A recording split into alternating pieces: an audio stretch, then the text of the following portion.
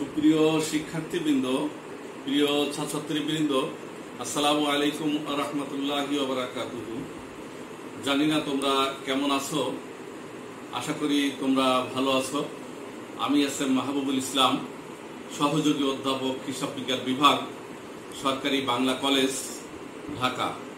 আমি সর্বপ্রথমে আমাদের শ্রদ্ধাভাজন অধ্যক্ষ, প্রিয় অধ্যক্ষ প্রফেসর ডক্টর ফেরদৌসী খান ম্যামকে ধন্যবাদ জানাচ্ছি এবং সাথে সাথে আমাদের সম্মানিত বিভাগীয় chairman professor doctor Golam Rabbani sir, যিনি আমাদেরকে এই অনলাইন ক্লাসে করার জন্য সুযোগ করে দিয়েছেন।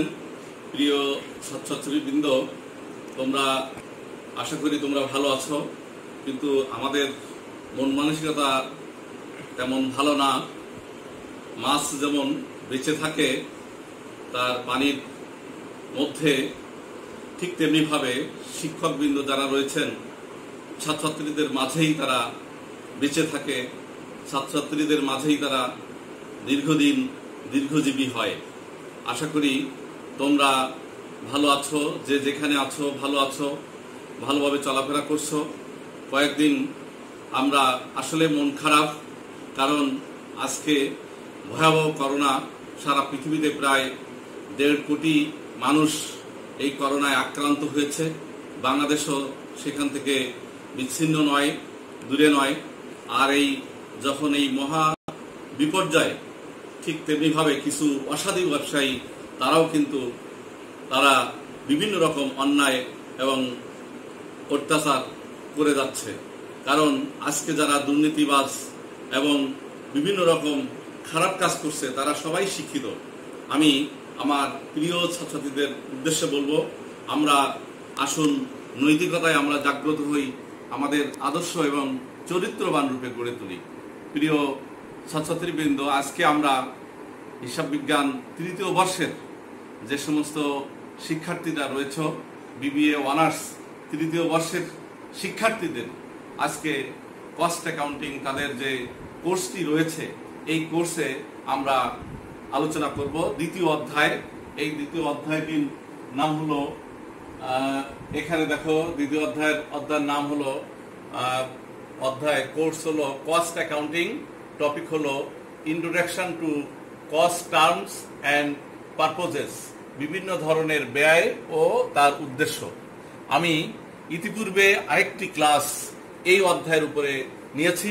এটি মূলত বিবিএ 3rd ইয়ারের স্টুডেন্টের জন্য হলেও এটি বিভিন্ন ইয়ারের শিক্ষার্থীদের উপকার লাগবে।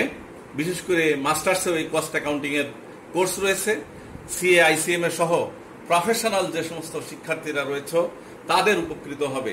যে যেখানে তোমরা আজকের এই ক্লাস করছো তাদের সবাইকে আমি স্বাগত জানিয়ে আজকের যে আমাদের যে টপিকটা introduction to cost terms and purposes, আমি আগের দিন কস্ট অ্যাকাউন্টিং এর ডিটেলস, সংজ্ঞা এবং তার উদ্দেশ্য আমরা আলোচনা করেছিলাম। আজকে আমরা কস্ট অ্যাকাউন্টিং এর পদ্ধতি, অর্থাৎ আমি অঙ্কে যাওয়ার আগে কস্ট অ্যাকাউন্টিং এর যে পদ্ধতিগুলো রয়েছে এই পদ্ধতিগুলো নিয়ে আমি একটু আলোচনা করব। কেননা কস্ট অ্যাকাউন্টিং এর পদ্ধতি, কস্ট অ্যাকাউন্টিং শিখতে গেলে তার পদ্ধতি যেটি রয়েছে সেটি তোমাদের জানা খুবই দরকার, জানা প্রয়োজন। কারণ অনেক সময় আমরা যখন প্রশ্ন করি কস্ট অ্যাকাউন্টিং, এই কস্ট অ্যাকাউন্টিং এর যে পদ্ধতি বললে তোমরা অনেক সময় টেকনিক লেখো, আর টেকনিক যদি প্রশ্নে চায় তাহলে তোমরা মেথড লেখো। তাহলে কস্ট অ্যাকাউন্টিং এর মেথড এবং টেকনিক দুইটি সম্পূর্ণ ভিন্ন প্রকৃতির আলাদা জিনিস। কাজেই তোমাদেরকে স্পষ্টভাবে এই কস্ট অ্যাকাউন্টিং এর কোনটা পদ্ধতি এবং কোনটা টেকনিক সেটি তোমাদেরকে জানা দরকার। পদ্ধতি হলো, আমরা জানি যে উৎপাদন ব্যয় হিসাব বিজ্ঞান এর মূল উদ্দেশ্য হলো 3টা: উৎপাদন ব্যয় নির্ধারণ, কস্ট অ্যাসার্টেইনমেন্ট, কস্ট কন্ট্রোল এবং কস্ট রিডাকশন। এই কস্ট অ্যাসার্টেইনমেন্ট, যেটা কস্ট উৎপাদন ব্যয় নির্ধারণ, এই নির্ধারণ জন্য যে বিভিন্ন যে প্রতিষ্ঠান আছে, এক এক প্রতিষ্ঠান এক একভাবে ব্যয় নির্ধারণ করে। প্রতিষ্ঠানের আকার, প্রতিষ্ঠানের ধরন, প্রতিষ্ঠানের প্রকৃতি উপরে নির্ভর করে তার উৎপাদন ব্যয় পদ্ধতি। যে সমস্ত প্রক্রিয়ার মাধ্যমে আমরা উৎপাদন ব্যয় নির্ধারণ করি, সেই উৎপাদন ব্যয় নির্ধারণ করার প্রক্রিয়া সেটি হলো উৎপাদন ব্যয় হিসাব বিজ্ঞান পদ্ধতি। আর বাকি যে দুইটা উদ্দেশ্য রয়েছে, উৎপাদন ব্যয় নিয়ন্ত্রণ এবং উৎপাদন ব্যয় হ্রাসকরণ, তার জন্য যে আমরা কৌশলগুলো অবলম্বন করি, অর্থাৎ ব্যয় নিয়ন্ত্রণের জন্য যে হাতিয়ারগুলো ব্যবহার করি, সেটি হলো টেকনিক। এই টেকনিকের মধ্যে আমাদের হিস্টোরিক্যাল কস্টিং আছে, তারপরে স্ট্যান্ডার্ড কস্টিং আছে, বাজেটারি কন্ট্রোল আছে। সেই টেকনিকগুলো আমরা অন্য এক সময় অন্য একটা ক্লাসে আমরা আলোচনা করব। আজকে আমরা পদ্ধতিগুলো আলোচনা করব। অর্থাৎ পদ্ধতিগুলো হলো সেইগুলাই যেগুলো তার প্রতিষ্ঠানের আকার, প্রতিষ্ঠানের প্রকৃতি, প্রতিষ্ঠানের ধরন ভেদে আমাদের পদ্ধতিগুলো আলাদা হয়ে থাকে। তো প্রথমে আমরা যে পদ্ধতিগুলো আছে কস্ট অ্যাকাউন্টিং এর পদ্ধতি, এটা আমরা তিনটা ভাগে আমরা এই একটা ছকের সাহায্যে আমরা স্পষ্টভাবে এখানে আলোচনা করা হয়েছে। প্রথমে আমরা দেখো এখানে জব কস্টিং আমরা বলেছি, জব ব্যয়। তারপরে হলো প্রক্রিয়া ব্যয়, প্রসেস কস্টিং, আর ফার্ম কস্টিং। প্রথমত আমরা এই তিনটা ভাগে ভাগ করেছি। জব কস্টিং হলো যে সমস্ত প্রতিষ্ঠানে ফরমাইশের ভিত্তিতে আমরা দ্রব্য সামগ্রী উৎপাদন করি তাদেরকে আমরা জব কস্টিং বলি। জব কস্টিং যেমন মনে করো যে আমরা যখন একটা ফার্নিচার উৎপাদন করব, সেই ফার্নিচার আমরা ফরমাইশ দিলে সেই ফার্নিচারটা আমরা উৎপাদন করি। তারপরে যে সমস্ত কালভার্ট, ব্রিজ, হাসপাতাল, বড় বড় প্রতিষ্ঠান, সেটাও কিন্তু ফরমাইশের ভিত্তিতে, কন্ট্রাক্টের ভিত্তিতে আমরা করা হয়। তো যাই হোক, সেই ভিত্তিতে যখন করা হবে তখন সেটিকে আমরা জব ব্যয় হিসাব পদ্ধতি বলি। জব ব্যয় হিসাবের পদ্ধতির মধ্যে আমাদের বেস কস্টিং, কন্ট্রাক্ট কস্টিং এবং ইন্টিগ্রেটেড কস্টিং আমাদের এখানে রয়েছে। বেস কস্টিং হলো অর্থাৎ যখন যে সমস্ত প্রতিষ্ঠানে যে দ্রব্য সামগ্রী উৎপাদন করা হয় তার সময় এবং বিভিন্ন ব্যাসে আলাদা আলাদা যখন নির্ণয় করা হয় তখন সেটিকে আমরা বেস কস্টিং বলি। যেমন তার একটা মেয়াদ থাকে, পাউরুটি উৎপাদন করবে অথবা মনে করো যে ওষুধ উৎপাদন করবে, তো ওষুধের আজকে যে তারিখে যে উৎপাদন করেছে যে ব্যাসে, কালকে বা এক মাস পরে তাদের মেয়াদ উত্তীর্ণ হয়ে যায় এবং এক মাস পরে যে অন্য ব্যাসে উৎপাদন করা হবে। অর্থাৎ যখন আমরা বিভিন্ন ব্যাসে আলাদা আলাদাভাবে যখন আমরা উৎপাদন করতেছি, সেই ক্ষেত্রে যে উৎপাদন ব্যয় পদ্ধতি প্রয়োগ করা হয় সেটিকে আমরা বেস কস্টিং বলি। এরপরে কন্ট্রাক্ট কস্টিং, অর্থাৎ যে সমস্ত জব বড় বড়, অর্থাৎ আর্থিক দিক দিয়ে পরিমাণটা অনেক বেশি এবং নির্ধারিত জায়গায় যে ওই কাজটা সমাধা করা প্রয়োজন পড়ে, সেগুলোকে আমরা কন্ট্রাক্ট কস্টিং বলি। এবং প্রত্যেকটা কাজের জন্য আলাদা আলাদাভাবে ব্যয় নির্ণয় করা হয়, এই জন্য এটিকে আমরা কন্ট্রাক্ট কস্টিং বলি। যেমন আমরা রাস্তাঘাট, কালভার্ট, ব্রিজ, বিল্ডিং, এই সমস্ত যে আমরা কাজগুলো করা হয় নির্ধারিত ফরমাইশের ভিত্তিতে, নির্ধারিত কন্ট্রাক্টের ভিত্তিতে যখন আমরা করি তখন সেটাকে, এবং তার জন্য আলাদাভাবে যে ব্যয় নির্ধারণ করি সেটাকে আমরা কন্ট্রাক্ট কস্টিং বলি। এরপরে আমাদের এখানে রয়েছে ইন্টিগ্রেটেড বা সমন্বিত, অর্থাৎ যখন একটা দ্রব্য উৎপাদন করব, বিভিন্ন দ্রব্য বা সামগ্রী বা বিভিন্ন পার্টসের উপাদান মিলে একসাথে যখন আমরা কস্ট অ্যাকাউন্টিং করি তখন সেটাকে আমরা ইন্টিগ্রেটেড কস্টিং বলি। যেমন আমরা একটা মেশিনারিজ উৎপাদন করব, একটা মোটরসাইকেল উৎপাদন করব, অনেক পার্টস গুলোর সমন্বয়, বিভিন্ন ধরনের পার্টসের সমন্বয় একটা গাড়ি আমাদের উৎপাদন হয়, বিভিন্ন ধরনের পার্টসের সমন্বয় একটা মোবাইল ফোন আমরা তৈরি করি, বিভিন্ন ধরনের পার্টসের সমন্বয় একটা মোটর গাড়ি আমরা তৈরি করি। তাহলে আমাদের এই ইন্টিগ্রেটেড কস্টিং হলো যে এই সমস্ত বিভিন্ন তার উপাদান, পার্টস যখন একসাথে হয়ে আমরা একটা উৎপাদন ব্যয় নির্ণয় করি তখন সেটিকে আমরা ইন্টিগ্রেটেড কস্টিং বলি। এখন আমরা আসি প্রসেস কস্টিং, প্রক্রিয়া ব্যয়। যখন কোনো দ্রব্য বা সেবা বিভিন্ন প্রক্রিয়ার মাধ্যমে উৎপাদিত হয় তখন সেটিকে আমরা প্রসেস কস্টিং বলি। প্রসেস কস্টিং এর মধ্যে প্রক্রিয়া ব্যয়, অর্থাৎ এক প্রক্রিয়ার ব্যয় যে ব্যয় থাকে অন্য প্রক্রিয়ায় স্থানান্তর করা হয় ব্যয়গুলা। যখন একটা প্রক্রিয়া হতে পারে, দুইটা প্রক্রিয়া, তিনটা প্রক্রিয়া, বিভিন্ন প্রক্রিয়ার মাধ্যমে যখন একটা ফিনিশড প্রোডাক্ট উৎপাদন হয় তখন সেটিকে আমরা প্রক্রিয়া বলি, প্রক্রিয়া ব্যয় বলি। প্রক্রিয়া ব্যয়ের মধ্যে আছে এখানে সিঙ্গেল আউটপুট, অর্থাৎ একটা দ্রব্য যখন আমরা উৎপাদন করব যে প্রক্রিয়ার মাধ্যমে সেটিকে আমরা সিঙ্গেল ওর আউটপুট কস্টিং। যেমন আমরা আটা বা ময়দা উৎপাদন করব, একটা দ্রব্য উৎপাদন করতেছি, অথবা আমরা ইটের কারখানা, ইটের ফ্যাক্টরি, তখন সেই একটা দ্রব্য উৎপাদন করতেছি, তখন সেটিকে আমরা সিঙ্গেল বা আউটপুট কস্টিং আমরা বলতেছি। এরপরে আমরা অপারেশন কস্টিং, অর্থাৎ যখন বিভিন্ন যে আমাদের কার্যক্রমগুলো যখন চলছে, এই কার্যক্রমের জন্য যে আলাদা ব্যয় নির্ধারণ করা হয় সেটিকে আমরা অপারেশন কস্টিং বলি।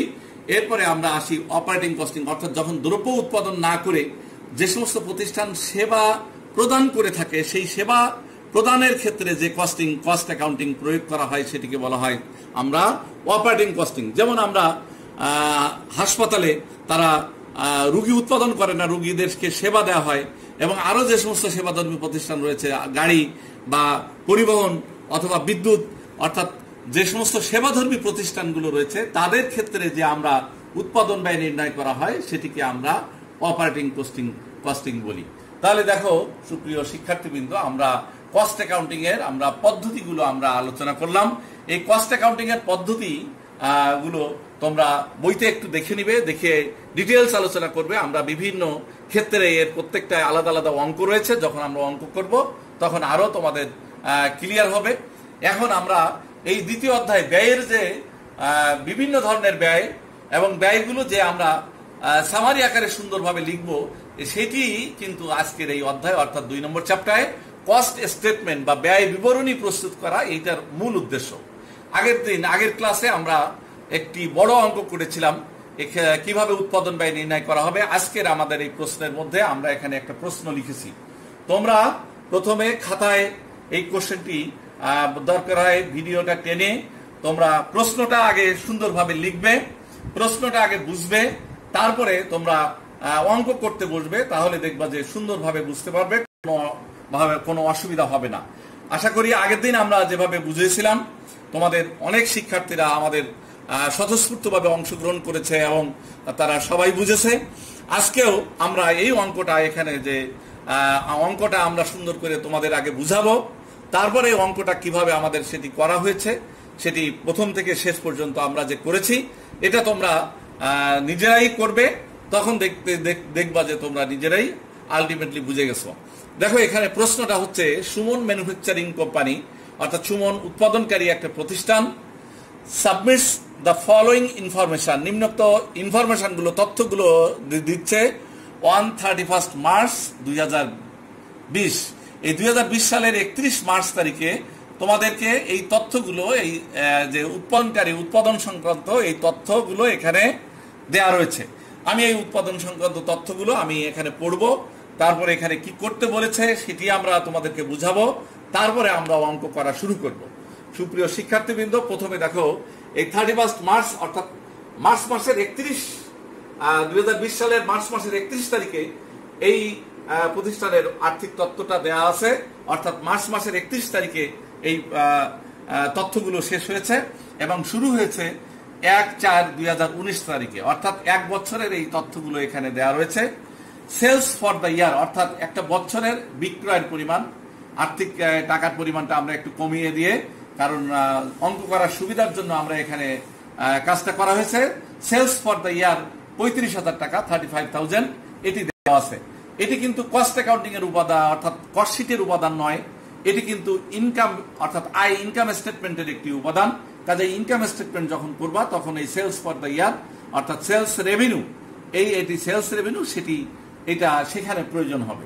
এরপরে দেখো ইনভেন্টরিজ 1/4/2019, অর্থাৎ আর্থিক বছরের শুরুতে যে ইনভেন্টরি ছিল সেটি এখানে রয়েছে। ম্যাটেরিয়াল অর্থাৎ মাল হলো 300 টাকা, ওয়ার্ক ইন প্রোগ্রেস 400 টাকা এবং ফিনিশ গুডস।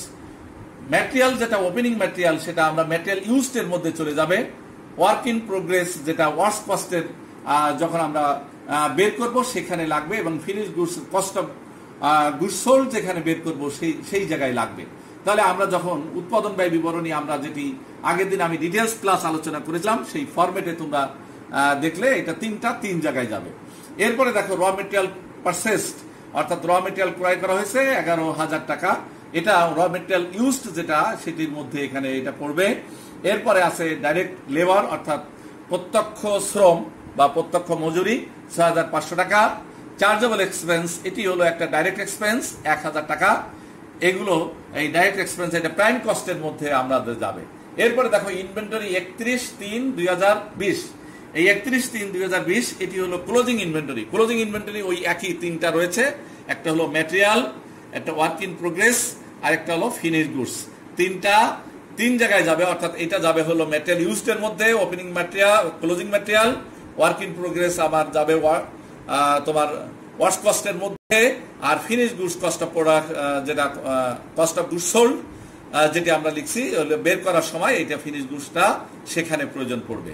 এরপরে দেখো আদার এক্সপেন্স রয়েছে factory overhead 50% of direct labour যা আছে, শ্রম যা বা মজুরি যা আছে তার 50% ফ্যাক্টরি ওভারহেডটা আমাদের লাগবে, তোমাদের প্রাইম কস্টের সাথে ফ্যাক্টরি ওভারহেডটা যোগ হয়।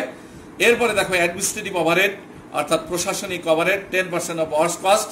এই অ্যাডমিনিস্ট্রেটিভ ওভারহেড প্রশাসনিক খরচ, এটি কিন্তু আর্থিক বিবরণী অর্থাৎ ফাইন্যান্স ইনকাম স্টেটমেন্ট যেখানে তুমি লিখবা সেখানে তোমার প্রয়োজন হবে। এরপরে সেলিং ওভারহেড বিক্রয় খরচ, এটাও একটা ইনকাম স্টেটমেন্টের আইটেম, 5% অফ সেলস।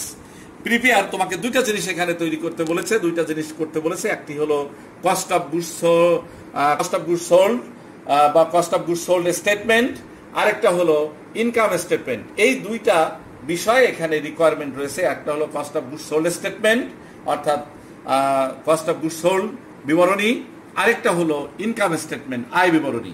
এই দুইটা বিবরণী এতক্ষণ আমরা এই প্রশ্ন নিয়ে আলোচনা করলাম। প্রশ্নের মধ্যে সব তথ্যগুলো আছে। এখান থেকে তোমাকে প্রথমে এ নাম্বারে আমাদের বের করতে বলেছে কস্ট অফ গুডস সোল্ড।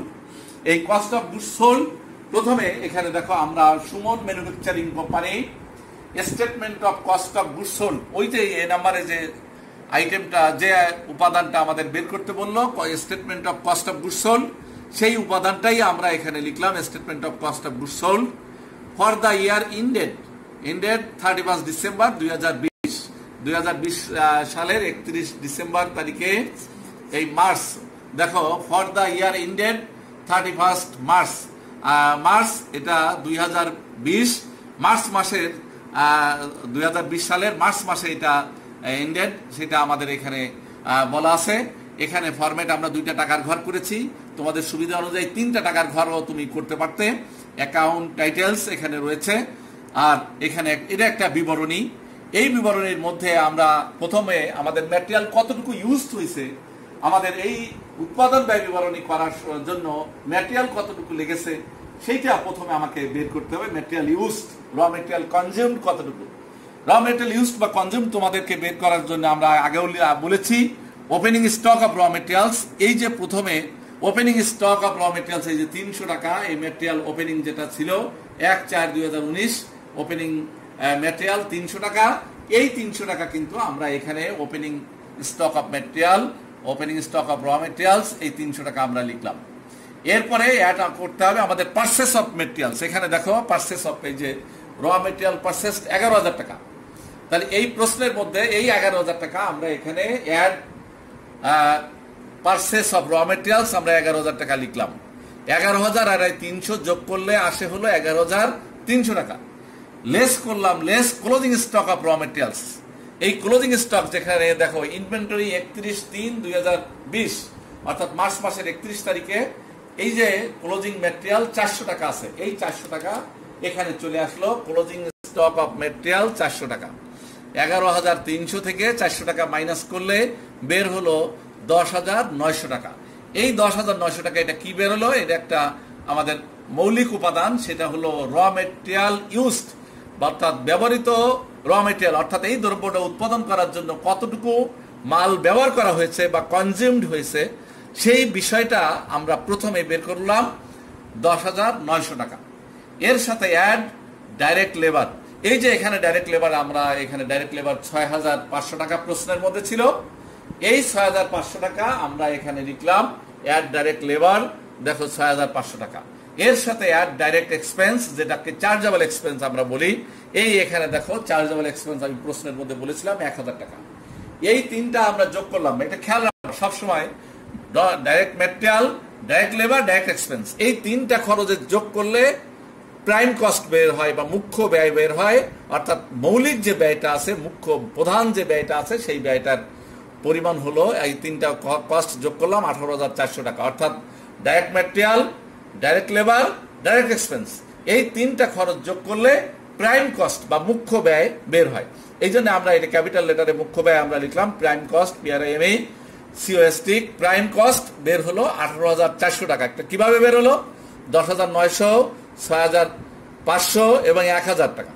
এই তিনটা খরচের যোগফল হলো আমাদের 18,400 টাকা। এর সাথে আমরা জানি যে প্রাইম কস্টের সাথে ফ্যাক্টরি ওভারহেড যোগ করতে হবে। ফ্যাক্টরি ওভারহেড কিন্তু বলা নেই। ফ্যাক্টরি ওভারহেড প্রশ্নের মধ্যে দেখো ফ্যাক্টরি ওভারহেড এখানে বলা আছে। Factory overhead 50% of direct labour, অর্থাৎ লেবার যা আছে, যেটা আছে লেবার খরচ অর্থাৎ মজুরি খরচ, এই মজুরি খরচের অর্ধেক। তাহলে দেখো এখানে আমাদের ডাইরেক্ট লেবার, এই যে লেবার খরচ 6,500 টাকা ছিল, এই 6,500 টাকার অর্ধেক 50% 3,250 টাকা। 18,400 টাকার সাথে 3,250 টাকা আমরা যোগ করলাম, করলে বের হলো total works cost or factory cost. এটা দুইটা যোগ করলে 21,650 টাকা আমাদের বের হলো।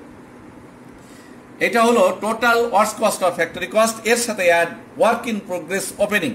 এখানে দেখো ওয়ার্ক ইন প্রোগ্রেস, এখানে বলা আছে ওয়ার্ক ইন প্রোগ্রেস, এটা এই যে 1/4/2019 এটা হলো ওপেনিং, আর এখানে 31/3/2020 এটা হলো ক্লোজিং।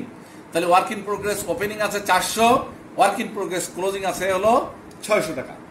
এই জিনিসটা এখানে দেখো আমরা লিখলাম work in progress opening 400 less work in progress closing 600।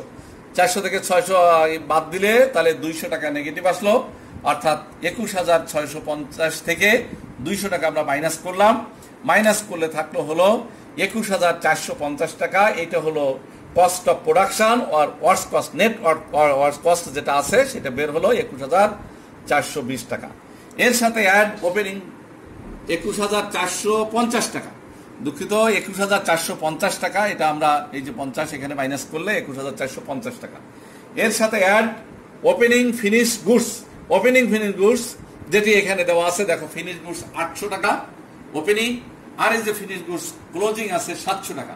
ওপেনিংটা add করবা, ক্লোজিংটা বিয়োগ করবা। তো ওপেনিংটা এখানে দেখো less add opening finish goods 800 টাকা লেস ক্লোজিং ফিনিশ গুডস আমাদের 700 টাকা। তাহলে 100 টাকা থাকলো, 100 টাকা আমরা প্লাস করে ফেললাম। 21,450, ওর সাথে আমরা 100 টাকা আমরা যোগ করলাম, তাহলে 21,550 টাকা। এই 21,550 টাকা এটা বের হলো কস্ট অফ গুডস সোল্ড, অর্থাৎ যে দ্রব্যটা বিক্রি করা হবে বিক্রিত পণ্যের ব্যয়, অর্থাৎ কস্ট অফ গুডস সোল্ড, এটি আমাদের বের হলো। তাহলে দেখো রিকোয়ারমেন্ট 1 নম্বরে যেটি আমাদের বলেছে cost of goods sold statement. এই cost of goods sold statement আমরা এটা প্রথম অংশ আমরা করলাম। দ্বিতীয় অংশে বি নম্বরে বলেছে ইনকাম স্টেটমেন্ট, আয় বিবরণী। সুপ্রিয় শিক্ষার্থীবৃন্দ দেখো আমাদের প্রথম এটা আমাদের বের হয়েছে কস্ট অফ গুডস সোল্ড, এটি আয় বিবরণীতে আমাদের প্রয়োজন পড়বে। বি রিকোয়ারমেন্ট বিতে বলা আছে ইনকাম স্টেটমেন্ট, তাহলে আমরা উপরে ইনকাম স্টেটমেন্ট লিখলাম। লেখার পরে এরপরে দেখো যে for the year ended March 31, 2020 ওই অ্যাকাউন্ট একই আগের মতো অ্যাকাউন্ট টাইটেলস টাকা টাকা। তুমি 3টা ঘরও করতে পারো তোমার সুবিধা অনুযায়ী, 2টা ঘর হলেও চলবে। প্রথমে আমাদের সেলস রেভিনিউ, যেটি আমাদের প্রশ্নের মধ্যে আমরা প্রশ্ন বুঝাইছিলাম, এই যে সেলস রেভিনিউ 35,000 টাকা, সেই সেলস রেভিনিউ 35,000 টাকা, এইটা আমরা এখানে সেলস রেভিনিউ আমরা নিয়ে আসলাম 35,000 টাকা। এখান থেকে আমাদের ইতিপূর্বে যে আমরা কস্ট অফ গুডস সোল্ড আমরা বের করলাম 21,550 টাকা, এইটা আগের বিবরণী থেকে, এই আগের বিবরণী থেকে সেটি আমরা মাইনাস করলাম, অর্থাৎ সেলস রেভিনিউ 35,000 টাকা থেকে লেস করলাম কস্ট অফ গুডস সোল্ড, যেটি আমরা আগের বিবরণী থেকে পেয়েছি। কস্ট অফ গুডস সোল্ড 21,550 টাকা, এটা আমরা মাইনাস করলাম। অর্থাৎ সেলস রেভিনিউ থেকে, তোমরা সবাই জানো সেলস রেভিনিউ থেকে cost of goods sold minus করলে আমাদের গ্রস প্রফিট বা মোট লাভ বের হয়। মোট লাভ আমাদের এখানে বের হয়ে গেল 13,450 টাকা। এই 13,450 টাকা এটি হলো মোট লাভ বা গ্রস প্রফিট। এই গ্রস প্রফিট থেকে আমাদের অপারেটিং এক্সপেন্স বাদ দিতে হবে। শিক্ষার্থীবৃন্দ তোমরা জানো যে অপারেটিং এক্সপেন্স 2 ধরনের খরচের সম্মিলিত হলো অপারেটিং এক্সপেন্স বা পরিচালন খরচ। একটি হলো অ্যাডমিনিস্ট্রেটিভ এক্সপেন্স আর একটি হলো সেলিং এক্সপেন্স। এই 2টা খরচকে আমরা কমার্শিয়াল এক্সপেন্সও আমরা বলি। তাহলে অ্যাডমিনিস্ট্রেটিভ এক্সপেন্স এবং সেলিং এক্সপেন্স 2টা খরচ একসাথে যোগ করলে আমাদের বের হয় অপারেটিং এক্সপেন্স। তো এই অপারেটিং এক্সপেন্স আমাদেরকে দেখো এখানে প্রশ্নের মধ্যে এই আদার এক্সপেন্সের মধ্যে দেখো ফ্যাক্টরি ওভারহেডটা আমাদের চলে গেছে কস্ট অফ গুডস সোল্ড এর মধ্যে। এখানে আছে administrative overhead 10% of works cost আর সেলিং ওভারহেড 5% অন সেলস।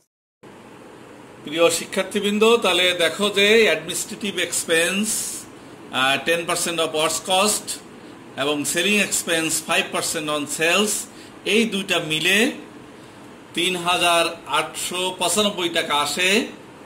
এই ১৩,৪৫০ থেকে ৩,৮৯৫ টাকা বিয়োগ করলে আমাদের অপারেটিং ইনকাম বের হলো ৯,৫৫৫ টাকা, ৯,৫৫৫ টাকা।